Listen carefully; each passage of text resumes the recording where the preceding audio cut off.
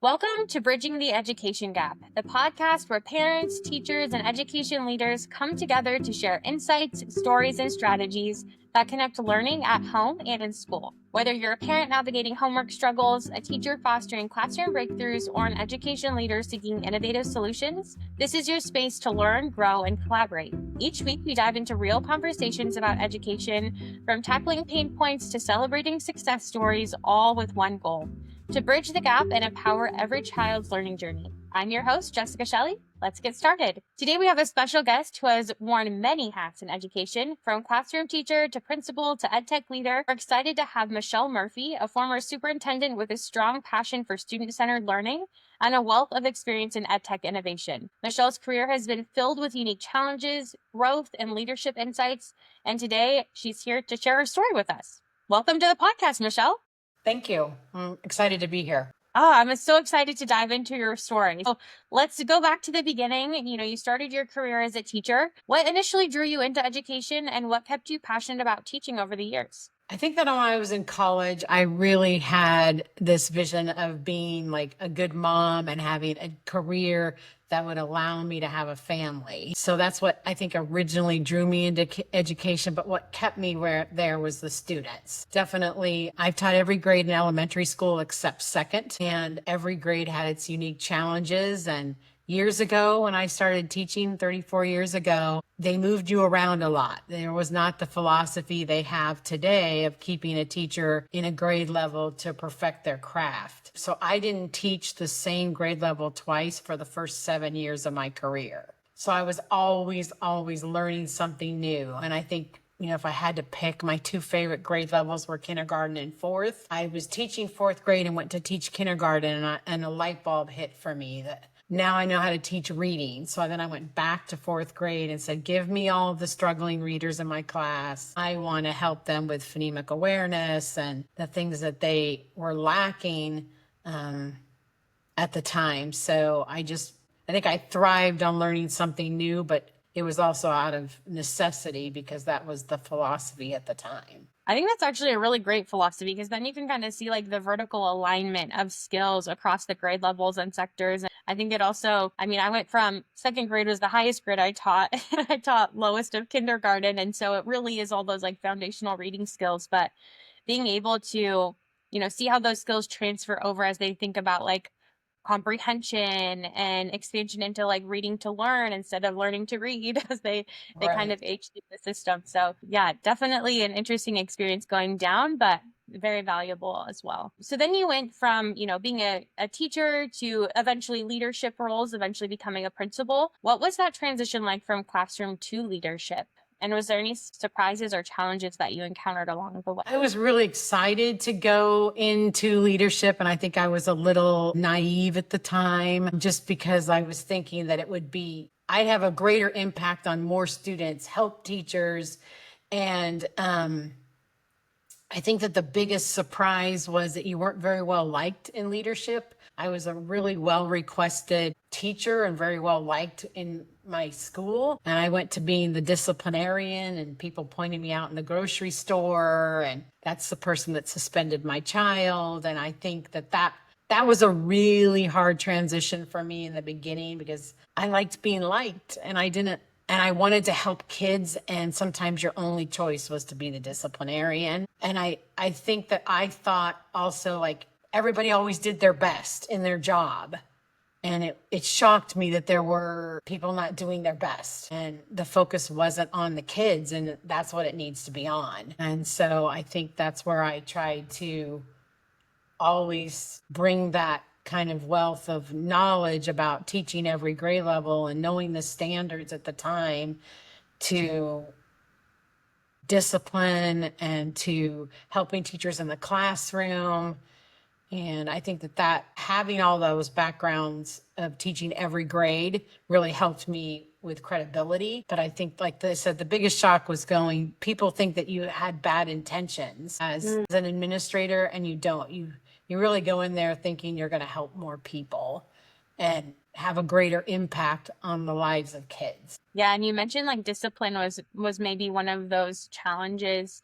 Can you maybe elaborate a little bit more on what that looked like, or what were some of those issues at the time that you transitioned to a principal? I wonder for our listeners if we're still experiencing some of those disciplinary issues today in schools. I think that people don't realize that your hands are tied. There's laws that we have to follow and school rules, and it's really hard to deal with school bullying. And I think that there needs to be more programs to support parents and administrators and working together with helping their child not be the bully or not be bullied. Sometimes our only recourse is suspension instead of having some type of counseling available. I think there's more counseling in high schools than there are in elementary schools. And I think teachers need that support of how do I deal with this in my classroom. There's one administrator for 600 kids, and so I think that's where we could do a better job for our families. Yeah, absolutely. Like bridging that gap between home and school, so that discipline is also maybe consistent between what's happening at home. That there's follow through on the parent side, but also that the school is also involved in taking action on that. I think it's an interesting point that actually just crossed my mind as we were chatting, but the administrative sort of scope that has to happen at the elementary level, because you have 7 grade levels or 6 or 7 grade levels, like developmental stages galore in an elementary school, whereas like high school, you have like 4 grade levels or typically like 4 age bands, and they're a little bit more, they're in their adolescence going through things that are similar, but at the elementary school age, you have kind of all of those different little micro points from kindergarten sort of behavior and development to, preteens or early teens. So it's a big, big job. The school district that I was in had an innovative idea, and they did it for a while because of growth. And they had 6th grade campuses as a transition between elementary school and middle school.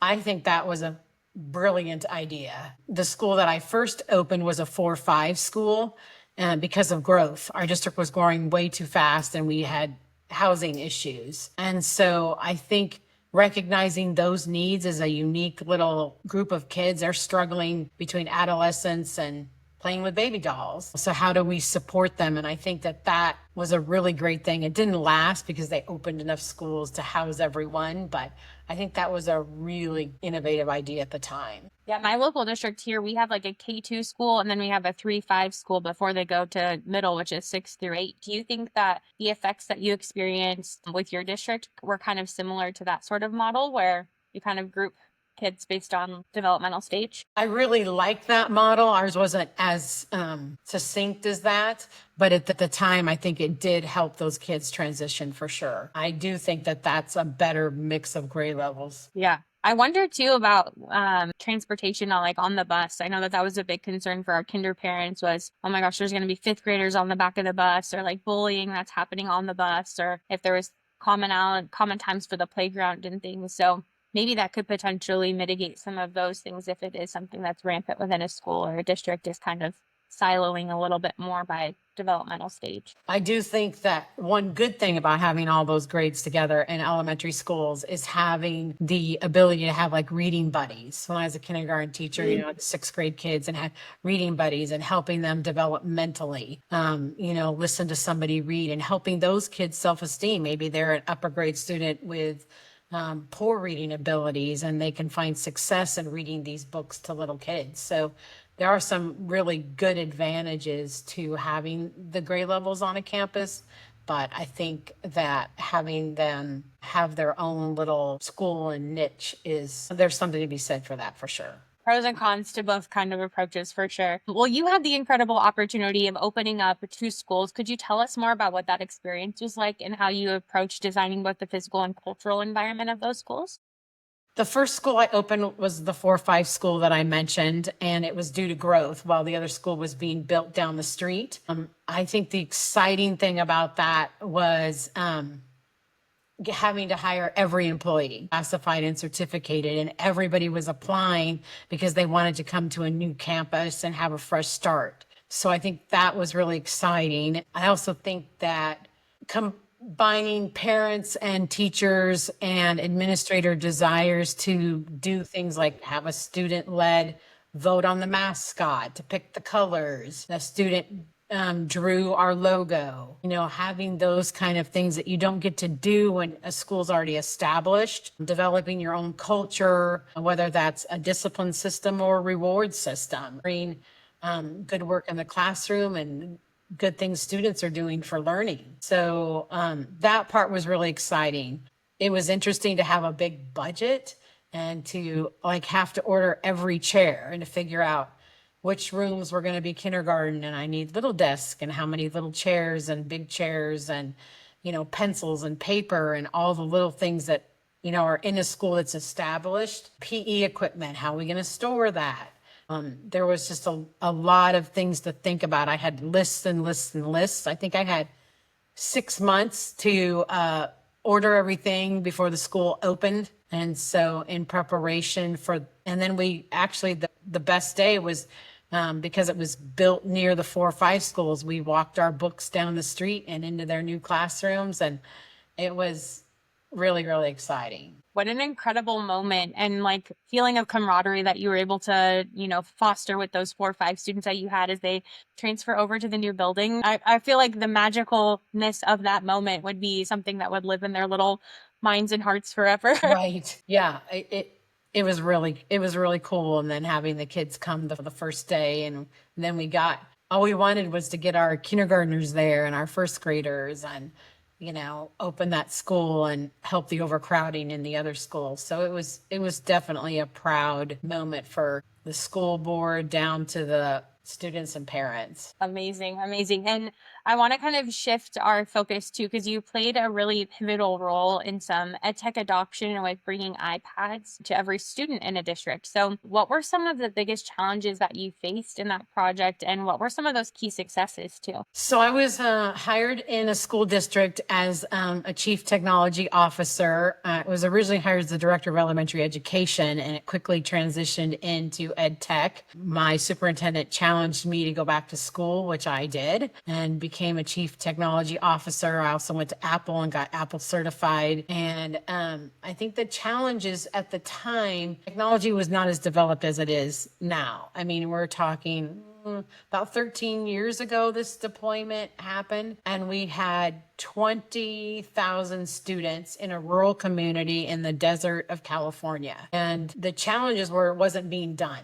So we were developing processes as Apple was developing processes. And then how do we keep kids safe online? How do we get them connected when they have no Wi-Fi at home? Who gets to take them home? Who doesn't get to take them home? And those were all things that we were working on. And we opened what they called an iCenter, and we hired our best teachers to work in that iCenter and help with the iPad deployment. And we created one department that included technology with this iCenter team, and we led this deployment. But there was not an MDM at the time, which stands for mobile device management. There was none of that. So it was literally configuring one iPad at a time. And sometimes we were there till 10 o'clock at night trying to get iPads out in the hands of kids. So, but some of those successes where we did it, it was the best team of people I ever worked on, the smartest team I've ever worked on, with a bunch of, I like to say young men, and I felt like their mom, but they were so smart and wanting to help this be a success. We had visits from the FDC about our Wi-Fi on wheels, which was, we put routers on every buses so the kids could connect to and from school and do their homework. And we had mentioned by President Obama at the time. And so those were some really big highlights, but making it work kept us up at night, really wanting it to work and be successful. And in every classroom, how are we going to charge them? And what happens when they break? Where do we send them? Who works on them? So there were a lot of challenges, but we really made great partnerships with companies like Apple and Facebook and Google, Lock and Charge, AirWatch, CES. And so great partners in helping us succeed. I love that. So we talked about early in your career, partnering with families, teachers, students, and then now it's like you have this new role where you can partner with other organizations to kind of continue to move these initiatives forward for the betterment of students and families lessons. Tell us a little bit about the SAMR model and how did you use that to support the rollout, and what impact have you seen it have on students and teachers? So the SAMR model is a framework for technology integration for teachers. It helps them write their lesson plans. Basically, each letter stands for a technology integration. So S stands for substitution. When I first get this device in my hands, what are my kids going to do with it? Well, we were working on a worksheet. Now we're doing the worksheet on the iPad. That's substitution, just easy, simple substitution. Augmentation is maybe how do I make that worksheet a little better? Well, maybe I'm putting notes on it, or I'm able to grade it, or, do something to redefine what I would have done before. And then really where you get transformative, as we call it above the line, is in the M and the R, which is modification and redefinition of lesson planning, because now you're getting creative and the kids are doing things that they could not have done without the technology. And so that SAMR model became really the backbone for our teacher training program, and we call it the Samurai. And teachers went through a 6-week course, and they were trained and had to do a project that ended with redefinition of education, a classroom project for their students. And they received a t-shirt, a certificate, and recognition from our board. And then they had a way to write their lesson plans thinking about something new. And our teachers on the team really defined what that looked like. And then we had our administrators go through the program and become samurai so that they could help their teachers with tech integration. And I think that really was capturing what we wanted to do with the iPads, was not just give them a device, but how do we redefine what we're doing in education to make it exciting? Because the kids are on technology, now all day long, right? So how do we use that to our advantage to make learning fun? I wonder too, like with the rise of AI and when it comes to education, I wonder if this similar sort of approach should or could be taken, because it really is about the mindful use, right? Like we're not just substituting, like it's not just going to be another app that the kids would be on, but how can we, redefine what education could be with this new technology that's coming and be more receptive, I guess, to innovations that are coming. From your experience with that rollout, are there any projects or definitions that the teachers came up with that are memorable to this day that you could maybe elaborate on? I'm trying to think of one project in particular. I know we had a teacher that made friends or pen pals with another classroom in Australia. And those kids actually did live streaming. I think the Australian kids were up in the middle of the night while we were up during the day. And they got to know each other and do lessons together and have these kind of pen pals, but learn about a whole different culture, right? Australia compared to the low deserts of California. And so I think that was an exciting lesson that I saw, where these kids were working with kids from Australia. That would have been paper and pencil letter writing back in my day. I know I'm dating myself, but I think that was really just amazing to see those kids with kids in Australia in their classroom. Yeah, talk about making the future of learning global, right? This initiative of connecting across communities, cultures, countries across the globe definitely would not have been possible as easily without technology. So definitely the innovation piece of what's coming is really exciting. Looking back on the iPad deployment, what did you learn from that experience that you took with you in your next steps of your career in education? I think I really learned to be a lifelong learner. I was, in my fees and back in school with people in their 20s at Apple and getting my CTO certification. My own children probably laughed because Mom's doing what? She barely uses her iPhone properly, and now I'm fixing them. So, but being willing to step outside your comfort zone and learn something new. I think if anything, if I wished we could have done something different with the iPads, I think that would have been to not have it initially in every classroom with every student. I wish we had had the opportunity to create better buy-in instead of saying, everybody will have one, everybody has a cart, everybody has iPads, and blown it up using that SAMR model and that training that we did, but having teachers go through that and want it in their classroom, earn their cart, earn their iPads. And I think that that would have been the one thing I would have changed about that iPad deployment. But just being willing to think outside the box, because I never thought that I would do anything like that. And it was probably the best time in my career because we were so innovative and it was so fun. Our superintendent gave us the freedom to operate. He said, operate like an ed tech startup. So we got rid of all of our desks and we modeled our offices after Google's offices and took down the walls and made it very, very fun. We even had Innovation Friday, where I gave everybody an hour on the technology team to play with technology and find something that'll help our students in the classroom. Even though you're not classroom teachers, let's have this hour of innovation every Friday and get kind of rejuvenated to come back next week and do it all over again. I love that. Even just like the exposure to new technologies or new programs and kind of putting your mind in the role of the teacher, the educator, what could be valuable. Nobody has all of the answers figured out. And especially with, leveraging new technology or creating new systems, or as you mentioned, buy-in, all of those kind of key pieces have to fit together really intricately in order to make sure that the impact is felt on the student side. So after that, you transitioned into a role as a superintendent and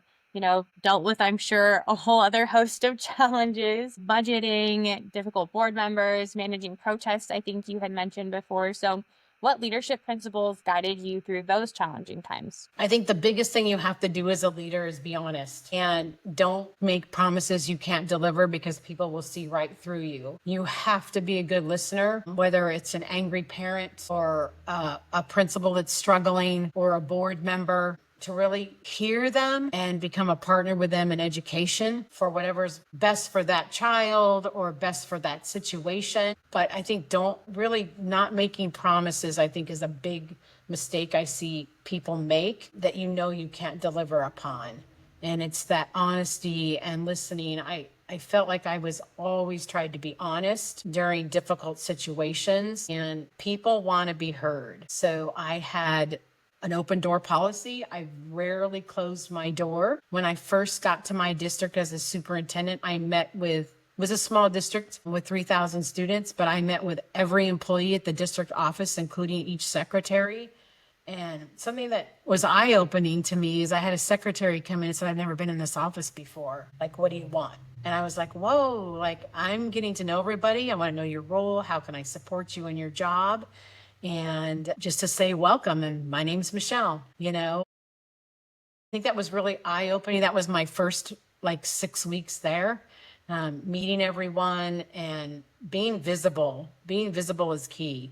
People want to see you out and about. And so I visited every school every month. When I was a principal, I tried, between my assistant principal and myself, we visited every classroom every week. And so I think it's that visibility and knowing that you're in there and you're seeing their good work really goes a long way with people. Oh my gosh, I love it. I want to tap onto that kind of advice piece too for aspiring educational leaders or maybe new superintendents. Do you have any other guidance or strategies that they could implement to help manage people or making those tough decisions? I always say hire people smarter than you.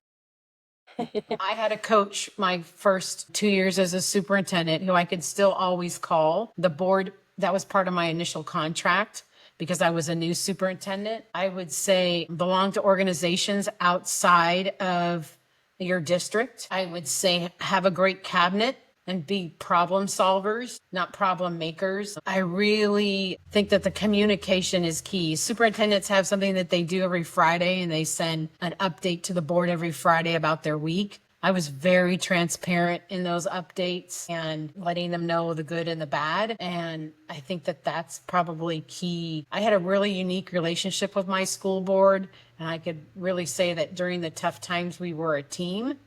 And which isn't really heard of, but we really did work well together and get through some very difficult situations, including COVID. And then after you retired as a superintendent, you transitioned into supporting an ed tech startup and coaching.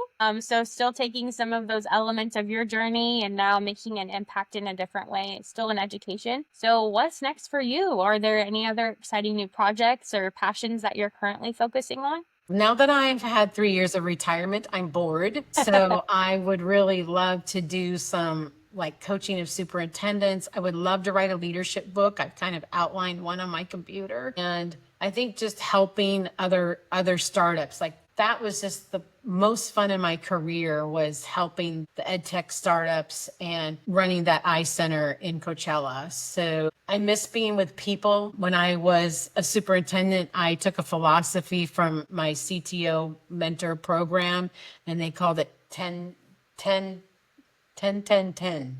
And so you had 10 positive interactions with 10 people before 10 a.m. I think that's a big piece of advice, that I would have. But really, I would love to continue to have a role in education. I just kind of looking for a place to do that.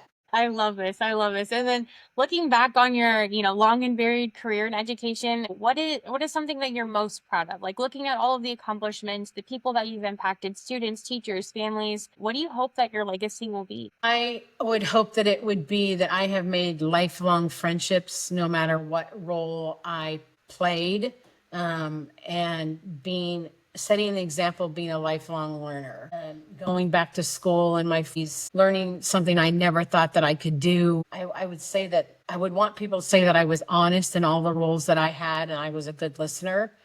And I really believe that that is the key to some leadership success, is making sure you build trust so that when those difficult times come, you can navigate them from a place of integrity and a place keeping kids centered. Michelle, it's truly been such a pleasure hearing all of the elements of your story and your journey in education, from opening the schools to leading EdTech initiatives and adoptions, both inspiring and insightful. Thank you so much for sharing your wisdom and leadership journey with us today. To our listeners, thank you for tuning in to another episode of Bridging the Education Gap. If you enjoyed this episode, be sure to subscribe and share it with others in your community. Join us next time as we continue to explore how educators and parents can work together to empower every child's learning journey. Thank you again, Michelle. Thank you so much for having me.